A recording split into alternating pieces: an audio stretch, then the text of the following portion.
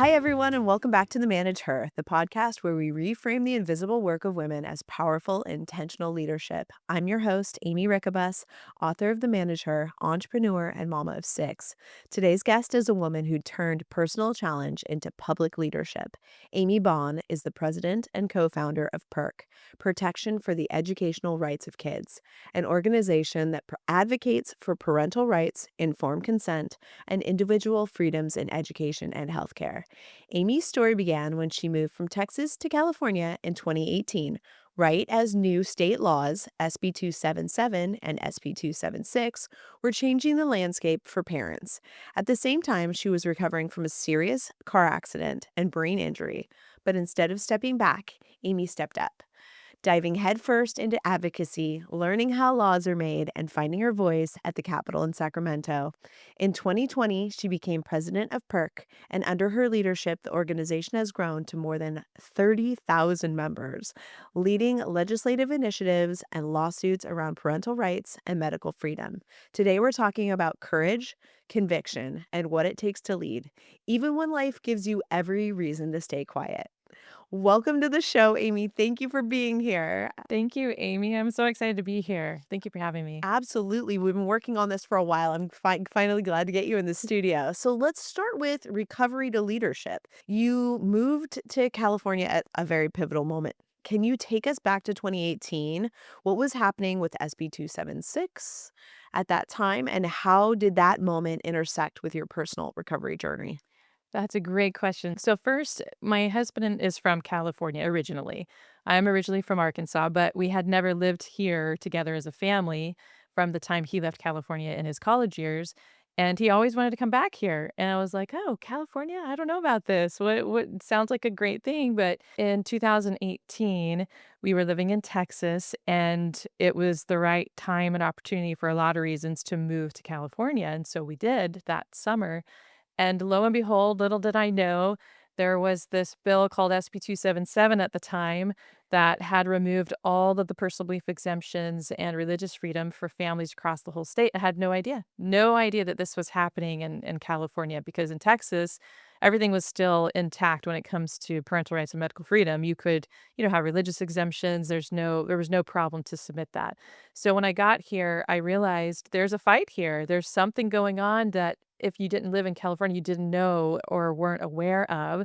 And that really began my journey into the space of health freedom and becoming a leader eventually. But in 2019, at the beginning of that year, what happened was SB 276 was introduced. And during, I would say that probably 3 to 4 months when we moved to California and we had SB 277 and then the introduction of 276, what I saw was everything that mattered to parents, to education, to children that were vaccine injured, their rights were being removed and taken away.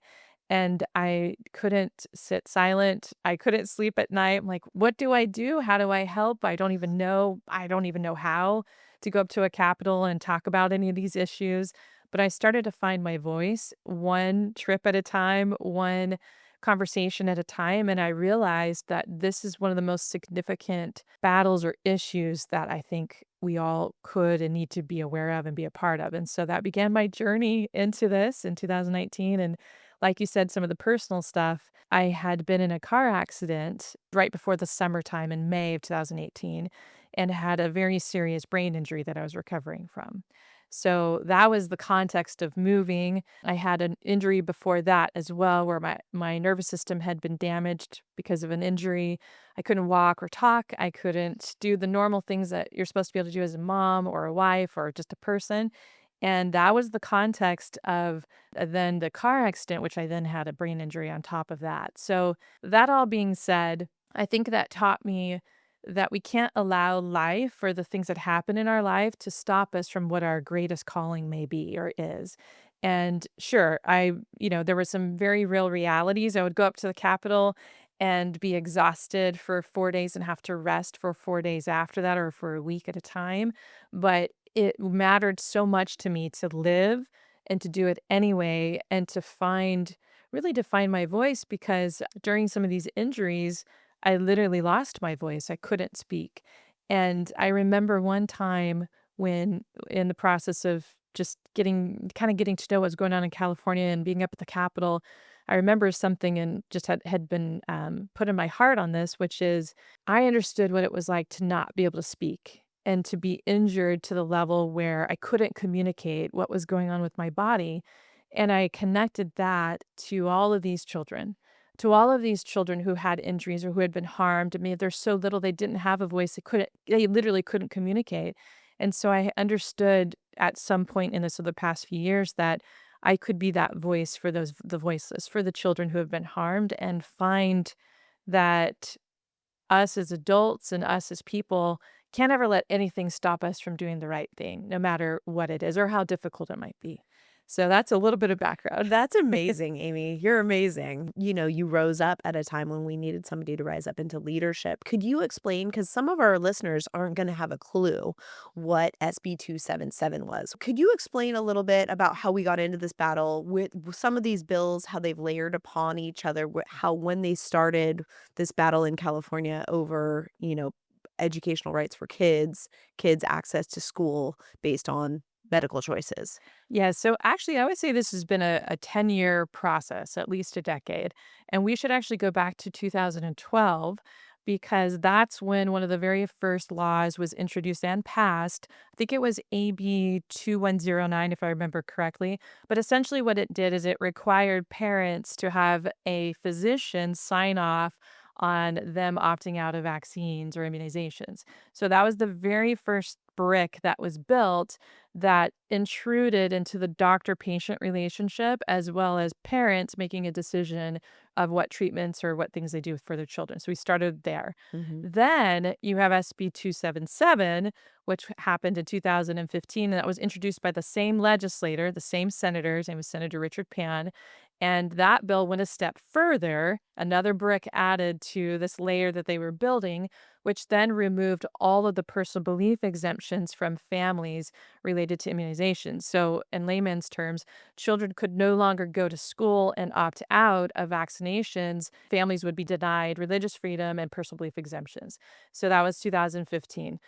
They didn't stop there, and I actually based on a lot of evidence for this, they always had an intention and a plan to bring forward this whole entire removal of parental rights, education access, and medical freedom, and they just did it incrementally because they couldn't pass it all at one time in 2012 or in 2015, so they did it one step at a time, but they had this plan. We know that because when the bill was introduced in 2015, they couldn't get it passed with what I'm about to tell you, but they wanted to have IEP homeschoolers also included in this denial of access to education and, personal belief exemptions removed and all of this pressure on parents, families, and the medical freedom issue. So we know that. But they had to remove and amend the bill, so some of those things were left out. So then what you have is 2015, then you have 2019, where the same senator introduces the next health freedom catastrophe, which was SB 276, which then went a whole step further than 2015's bill did, and it removed pretty much all of the medical exemptions that children had from 2015 to 2019. And one thing we should mention with 2015 SB 277's bill is at the time when they removed all the personal belief exemptions, they said Mhm. that they would give broad discretion to the doctors and to the physicians to be able to determine what medical exemptions children could have or should have. They could look at family history, medical history, all kinds of things. So there was this blanketed umbrella that really protected medical exemptions and doctors being able to choose what's best for children on this issue. That was then put under a microscope and attacked and removed with SB 276 in 2019 because now they started to attack all of the medical exemptions retroactively and punish all the doctors who wrote medical exemptions from 2015 to 2019. And the bill they passed successfully, unfortunately, was so awful that it penalized doctors, pretty much removed medical exemptions for almost all children. Currently, today, 2025, we have children that their medical exemptions are being revoked based on this bad law, SB 277, pretty much no children can get medical exemptions. They have qualifications in the bill that stated if a child has a coma, they can qualify for a medical exemption. If a child dies, which is horrific Mhm. to even say that, or there's anaphylactic shock, severe allergic reaction, and nothing else will qualify.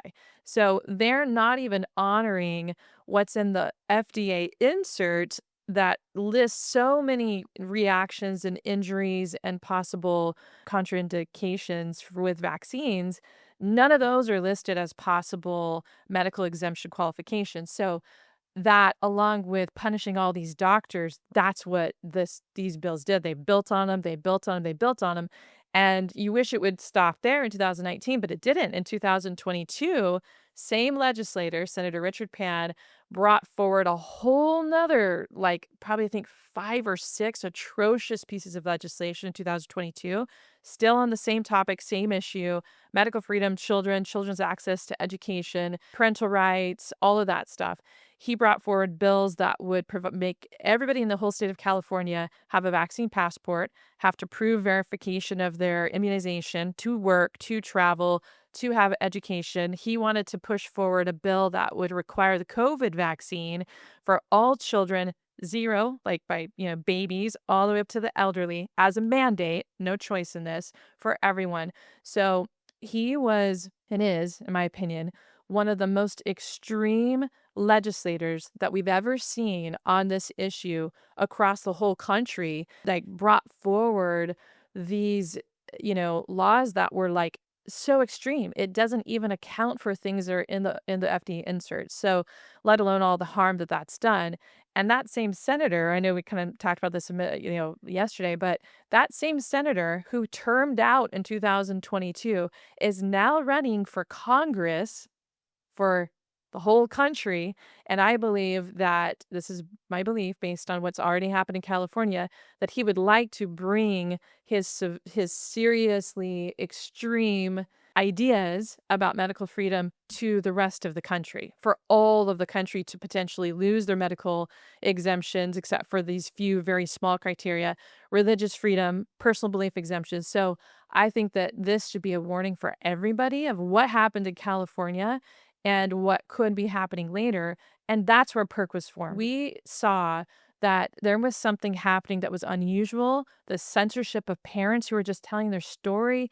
I was a mom, one of my kids is vaccine injured, went up to the Capitol in 2019 to just try to figure out how you advocate or what you do with this, and as a peaceful protesting mother, along with thousands of other parents, they started to create meaning the senator, those that were opposing us and our opposition to this bill, they started to say things like we were domestic terrorists as parents. And I was there, Amy. Mhm. I was there and you were as I well, was there. at those committee hearings, at those rallies, at those protests, and not one time was any parent or individual acting out of peace. I was just looking back at one of my videos from that time. People were singing Amazing Grace all throughout the hallways. They were protesting, they were advocating for their children. We were going into offices saying this is not right and not okay, but at no time did any kind of propaganda deserve to be pushed out that tried to paint parents in some way as a terrorist.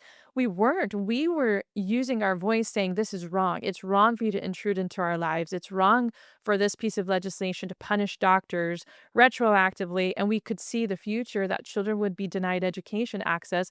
And these were the very vulnerable. These were less than 1% of the children in the state of California had a medical exemption at the time. Not to mention now, fast forward 2025, there's a big question about autism in our own state, which is why is there 1 in 12.5, which is silly to do 12.5 boys because you can't half a child, right? But the statistic is that there's 1 in 12 children that have autism now, specifically boys in California. Why?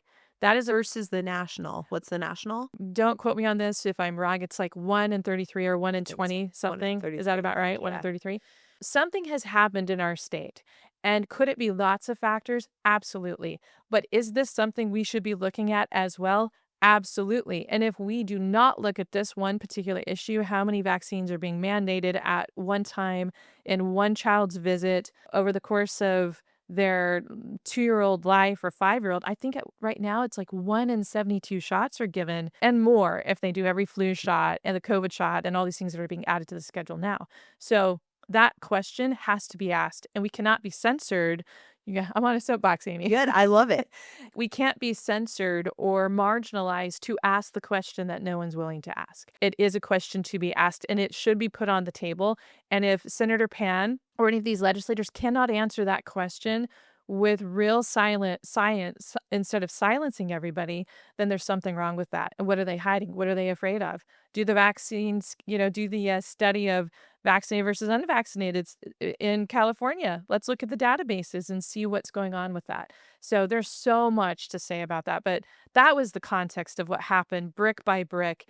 And our role, part of my leadership in California was when 2022 happened, all those other bills that the senator was introducing, that's where we rose up even more. And we taught people, everyday people, how to use their voice, make a difference. And so we defeated all of those bad bills, like 8 out of the 12. But it wasn't just because of me. It wasn't just because of PERK. It was because we understood that it wasn't actually about us. It was about every organization, every person, every citizen in California, every parent coming together and making sure that our state wasn't lost to all these totalitarian ideas and laws that would have not only removed medical freedom and parental rights and informed consent, but it would have put this tyranny over the state on censorship, on freedom of speech, on, one of the things that was introduced as well was in 2022 would have allowed any kind of law enforcement. They were going to lose their funding if they didn't enforce what the health department mandates and recommendations were in 2022.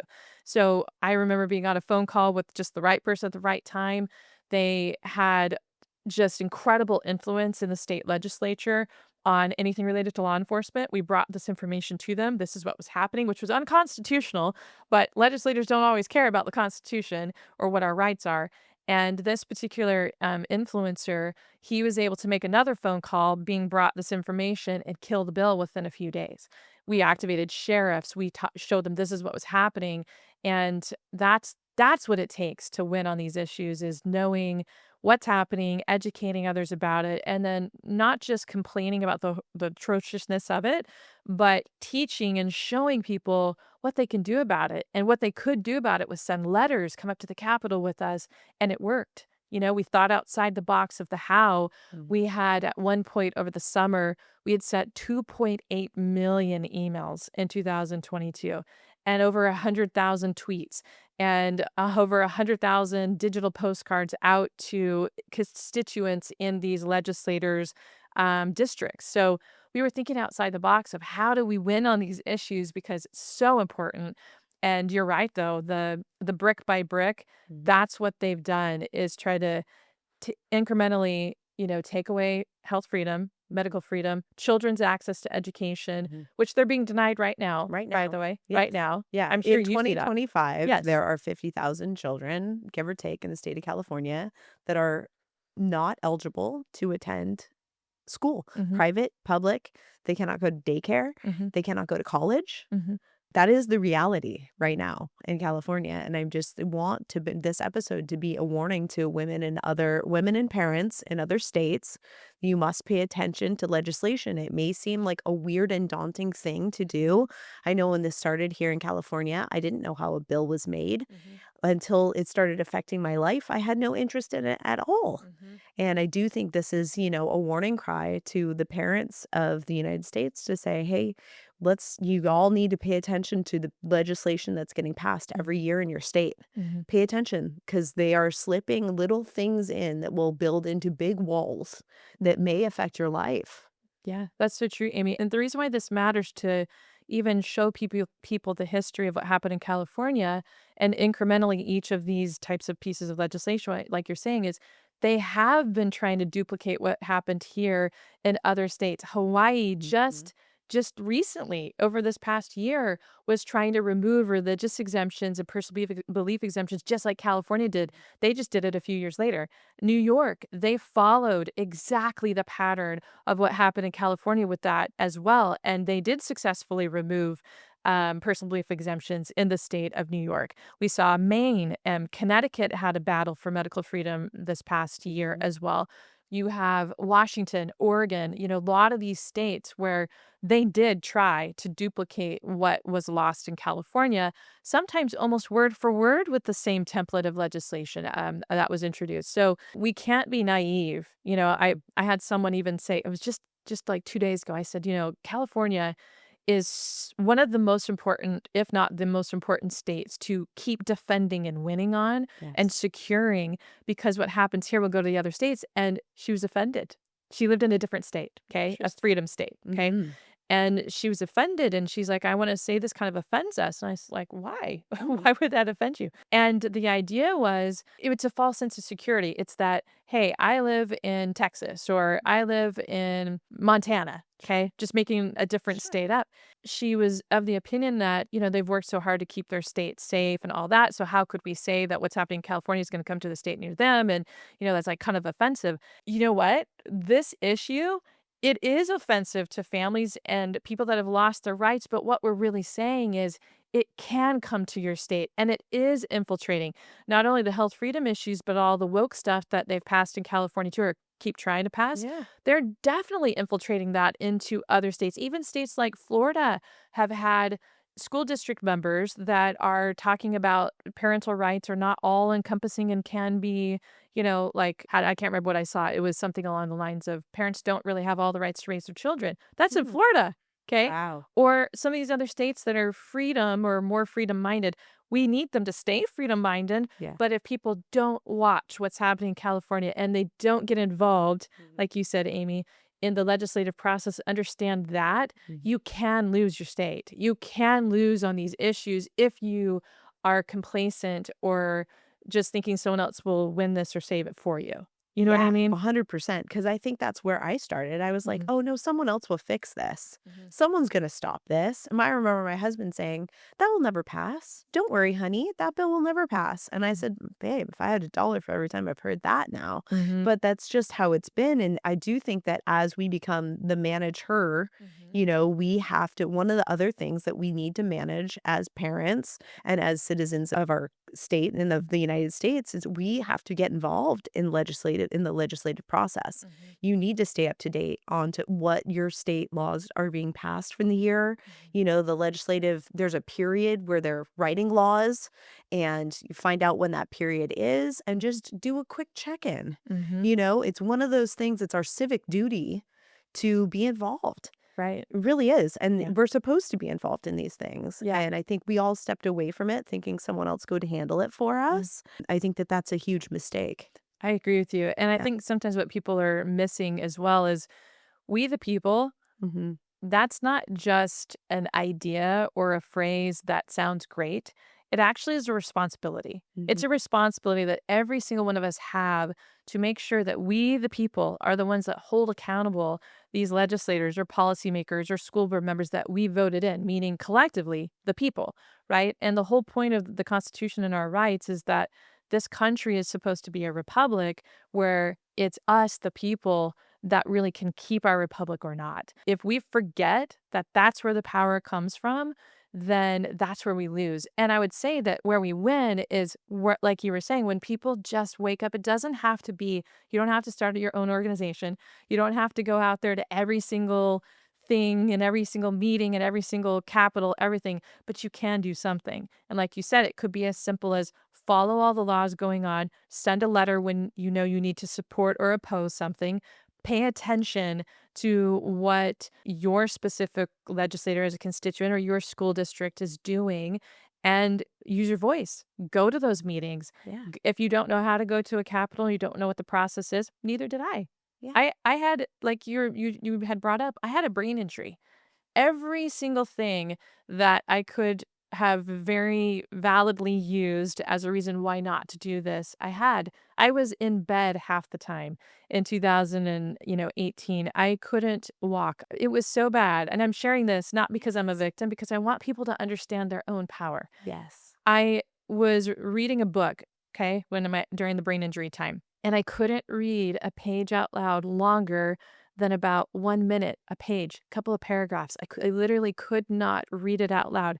I couldn't track it. I couldn't focus. My cognitive decline was very real. Mhm. I was unable to, just my brain was so exhausted after just a little bit of reading out loud, which of course is abnormal. Mhm. And that was one small thing to show and illustrate how severe my injury was.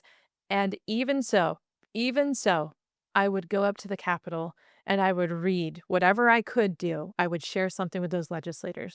I would use my voice. It didn't matter if I was wiped out for days later or had severe brain injury headaches, or none of that mattered because there was too much on the line. Yeah. And I understood that. And so, really, what I kind of hope people see is that we all can do something, Yeah. you know? And California is very hostile, very complicated in the sense of, Mhm. as parents, thousands of us were up there at the Capitol and we lost on SB 276, but we didn't lose in 2022. And Yes. we didn't lose some of the battles in 2023. And we've won things in 2024. And I think one of the things that, as a leader, part of what I see my job as and what I've kind of grown into, I think there's only one thing that makes a difference or sets me apart from maybe other leaders, other people when it comes to California, and it's super simple. It's, I believe we could win. That's it. When I came here, I'm like, not on my watch, not on, this cannot happen here. We cannot lose these freedoms. And I really have believed we could win. I believed we could win whatever Senator Pan was bringing out in 2022, and we did. Mm. I believed that we could all together collectively bring a unity. We don't have to agree on everything. Yeah. We can totally disagree, but there's a unity at least on rowing in the same direction on, we all don't want these mandates. We all want to have the ability for our kids to access education. We Yes. all want to be able to raise our kids as we believe we should from a parental rights standpoint. And because that's a sacred thing, right? Yes. So we can agree on that. We Yes. can disagree on everything else, but if we can agree on these core things, health, freedom, informed consent, then let's take that, and Yes. together we all can send that letter. Yeah. And one letter, sure, maybe that is a drop in the bucket, but almost 3 million emails that are sent out to these legislators, they felt the pressure. Yeah. They thought twice. And that's what we've done year after year with PERK. Another million emails were sent out in 2023, again in 2024. And so I think at this point we have probably close to over 5 million Wow. with emails, phone calls, measurable actions that we've been able to help drive. And we're just here to help facilitate. As Yes. a leader, you're trying to help facilitate and help let other people see what they can do in these situations. So this is a big Absolutely. issue. The last thing I really want to touch on Mm. is, can we talk a little bit about the Nuremberg Code and what Yes. is informed consent and why is it important and why is it a global standard? Maybe you should answer. Oh, I know. Such a good question. The base premise or the baseline here is that we are the ones sovereign over our own bodies. And if we lose that, we are a slave to someone else. Mhm. If I can't choose what goes into my own body when it comes to treatments, anything, then I've lost all freedom. Mhm. And so I think health freedom and informed consent, the Nuremberg Yeah. Code, it's as simple and simplicity as that. Yeah. And then when you add that if you have lost your body sovereignty and someone else is telling you under duress or coercion or mandates or punishment Mhm. that you have to do something that violates your own conscience, Mhm. that's not informed consent, Right? right? You cannot have informed consent when you are under duress. Right. Yeah. And the Nuremberg Code was basically after World War II, there was a court hearing about what the doctors were doing while they were experimenting on these people. And the world decided that there was going to be a medical standard Mhm. of what's acceptable that for one person to do to another person. This is the global standard for medical care in the world. Mhm. The Nuremberg Yeah. Code. It basically says you can't do something without anyone's you must have informed consent. Informed means you've been advised of all of the things that can go wrong if you do this procedure. Mhm. Consent means you say, "Okay, that's fine." Mhm. Okay. Yeah. Simple, right? Right. Yeah. And none of those things have existed with mandates Yeah. when they introduced mandates. And also, I think that is under attack right now across the country. We saw with the global lockdown, there wasn't informed consent about the COVID shot, right? Mhm. It was still an experimental shot, right? Yeah. It was under an EUA, which is emergency use authorization, and we collectively, Mhm. people in the population, were the clinical trial. Yes. And I don't think We were a stage 3 clinical trial. Usually when exactly drugs go out to the public, they're in a right. stage 4 clinical trial. Mm, I don't really having my mom be a mhm, pharmacist, I was like, "Whoa, mom, is this, like, normal?" mhm. She's like, "This is not normal at all. Right, This is not the protocol for right. running out. This is not how drugs are brought to market." Yeah. And even prior to COVID, the lack of informed consent, to Mhm. go back to the whole point of the Nuremberg Code and the Nuremberg trials and all those things, I mean, that was all anchored in the fact that there were crimes against humanity that happened Mhm. during World War II. So it's not just health freedom, it is way bigger. It is something where an entire group of people were impacted and experimented on and harmed in Mhm. an atrocious way, right? Yeah.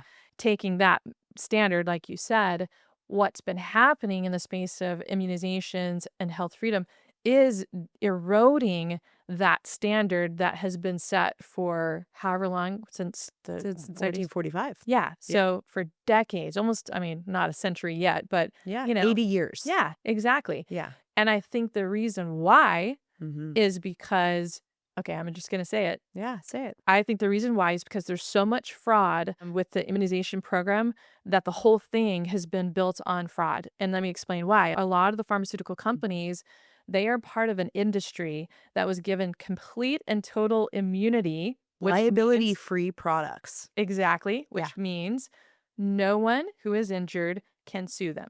Yeah, No that's one why who we is don't have harmed. class action lawsuits against them, because I Right. think that makes people feel safe, like, there's Right. no class action lawsuit against, the Mhm. HPV vaccine, so Right. it must be safe. Right. But the reason why there isn't is because of Right. the Act of 1986, Exactly. We're which gives them liability. Basically, it's a liability liability free. waiver. That Right. they went to the government and said, Mm. "Hey, look, we're not gonna make vaccines anymore Mhm. unless you give us a liability waiver," because Yeah. vaccines are, Right. as the court ruled, Right. unavoidably unsafe. Exactly. And the context of 1986, before that law was Mhm. passed, is that a lot of the vaccine manufacturer companies were going under. Mhm. They were being sued. There, Yes. Swine flu, yeah, 1976. they Yeah. literally could have been going belly up because of how many injuries were being brought, right? Mhm. So this was not a, oh, let's do something for the greater good. No, Mm. this was an industry that was struggling to make it to the next year. Mhm. And in that context, they were given immunity, right? Mhm. Where the Yeah. product became liability free. Mhm. And then if you look at that combined with, I believe, is evidence of fraud in the pharmaceutical companies in general, okay? Yes. So let me make sure I can back that up. Yeah. You have like Johnson& Johnson, Merck, what are I we could list Pfizer has had Pfizer. many instances of being caught in fraud. Yes. I believe, Vioxx was a big one for them. Yes, that's exactly. Yeah. And the reason why we can use the word fraud Yeah. is if you're bringing a product to market knowing that it harms people Yeah. and you're destroying evidence of that Mhm. and you're being convicted in the court of law Yeah. for these very things that we're talking about, fraud, Fraud. right? Yeah. They've been convicted in the court of law. Yeah, There's like, been hundreds of billions, billions of dollars were paid in billions. fines and fees, Exactly, in in fraud. settlements, Yeah, in right, settlements. for Yeah. some of the other products. So, Yes.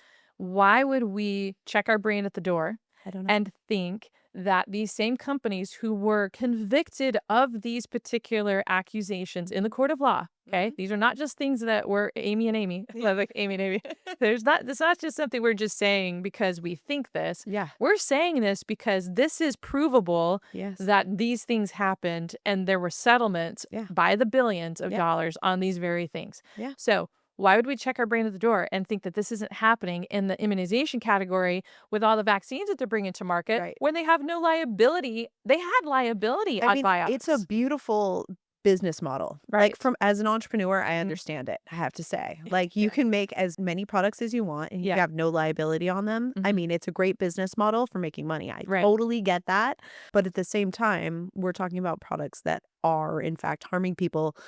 Now you have to go through the vaccine court. So basically for each shot, they're collecting a small amount of money Mhm. that goes into basically a bank A account, fund. a fund that when someone is injured, you take it to a vaccine court, which which is a sealed court, as I understand, you're kind of limited on how much you can recoup. I believe if your child dies, you could get 250,000, I think. $250,000. And most people who have injuries don't even make it to the court. Like Yeah. they don't get any kind of justice or, and of course you can't compensate for someone dying. Right. There's no compensation for that would even matter. But the whole program is built on liability-free product, Mhm. right? Yeah. That is with companies who have been convicted in the court of law for fraud and settlements. And when it comes to even the Nuremberg Code, informed consent, and all of that, these products are also being brought to market to children with no double-blind placebo study, control group, or trial. I don't think a lot of people know that about Yeah. them. I think that the lack of science behind vaccines would actually shock a lot of people. Mhm. The lack of amount of time that they study people post-vaccination in these Mhm. studies is pretty scary.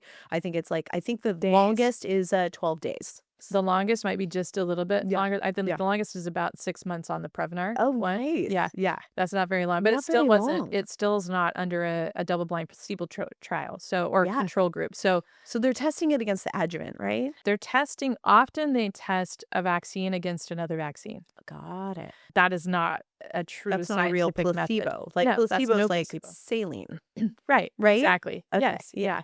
I think that in the case of, I'd have to look back at the exact days, but like DTaP, polio, hepatitis B, which they give at birth. I think hepatitis B is a 5 days of safety review Yes. we should break that down for people. What that means, right, Mhm. is that the vaccine came to market Mhm. for children, newborn babies, mind you, newborn First day. babies, Yep. first day of life. And it was only studied for safety for 5 days. Post-vaccination. So Right. they After vaccine vaccinated party. these Mhm. babies and watched them for 5 days For safety for signals. safety signals. Right. Then that was good for them. 5 days. 5 days. 5 days For a healthy baby. for a healthy baby. Got Other ones are just a few I mean, like, the amount of days I think I saw one, I think it's 3 days. I know, days. Right. I mean, we're Days. talking Shocking. the safety review Yeah. and to make sure that it's safe to be brought to children Right. is a matter of days that they're studying this Yeah. or watching it. That is not any kind of measure of safety for a parent. No, it's really not. Not for a Right? mom. I'm No. good. No, could we maybe watch them for, like, at least a year or 2? Right. Make sure they're all gonna be Right. okay. Let's Right. see. Yeah, that seems fair. Yeah, and Yeah. traditionally, if you look at the other products that are brought by, like, let's say Pfizer, Sure. a drug brought to market, Yeah. the normal time for safety review and to make sure it's, safe, Mhm. and studied is years, 6 years, 6 to 10 years. I mean, they go through a very rigorous process to make sure there's double-blind placebo studies, Yes. there's control groups, Yeah. there's safety monitoring, and with the immunizations, that does not exist. And if people think, "Oh, is this," there's always a reason why people try to give to justify. Yeah. There is no justification as a parent Mm-mm. for any product. I'll speak as a parent. Yeah. There is no justification for any product being given to my child Right. that has not had true safety monitoring. Yeah, That should not be I there. wouldn't want to give my child an over-the-counter medication that had only been studied for safety for 5 days. Yeah. I wouldn't feel safe. Right. Would Mhm. you? No. Yeah. And that same one, the 5 days, the hepatitis B, I believe that also, like, the group where it was monitored was, like, 147, Yeah. like, participants. So the amount of children monitored for a very short, less than a week time is, like, there's no words. Like, you don't do that. Yeah. All the other products that we see coming to market and these pharmaceutical companies from these pharmaceutical companies, it's years So before the they standard is completely different. it's completely different. It's upside down. Children and our children are our most valuable possible thing. Of course, our own kids mean the Yes. world to us. And This they're is the a huge. future of humanity. Right, They deserve better. right. Yeah. And we should demand better as Yes. parents. Yeah. So then when you go back to, like, these laws that are being brought up or passed, Yeah. removing religious liberty, removing medical exemptions, Yes. this is in the category of the same pharmaceutical companies who have no liability. Yeah. So, and then I don't know So if you want to we talk think about it's it. okay to ask questions because Yes. we're talking about parents who have basically, if a mom speaks up and says, "Hey, something's wrong," Mhm. what does she have to gain?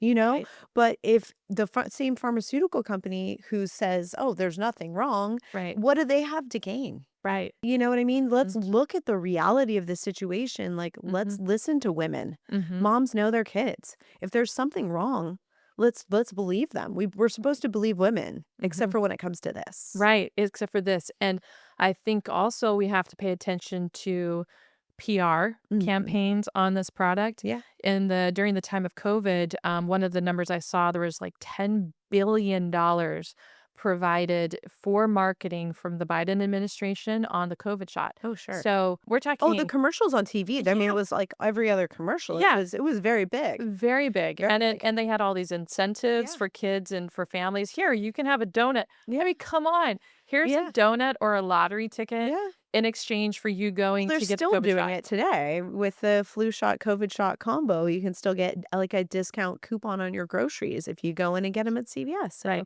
but do they it's give informed consent, which actually says, "This is what's really happening with VAERS, mhm, reports related to COVID shots, flu shots, pick one," right, but totally. COVID had such a high Yeah. injury rate as well, but, there really isn't informed consent because if you are censoring doctors and parents Yes. and people Yeah. who are sharing their story that something has happened, I know a lot of people say that's anecdotal, it's just one person's experience and that's not really true science. Okay, that's fine. That's fair. Yeah. However, the true science hasn't actually been done. So we Yes. should be able to hold accountable those who are passing laws, Sure. promoting through $10 billion of marketing, bringing products to market while they're also Mhm. censoring people who are saying what is true about their Yeah. experience, and also not only censoring but suppressing information Yeah. too. Yeah. That's what we're really up against. So, Absolutely. It's an uphill battle, but it's a battle worth fighting. And the more moms that join in and realize that this is the real deal, this is a real parental issue. mhm, This is a real something that we as moms can, this is something we can do. We really should be paying attention to it. No matter what your politics are, pay attention to the legislation in your state.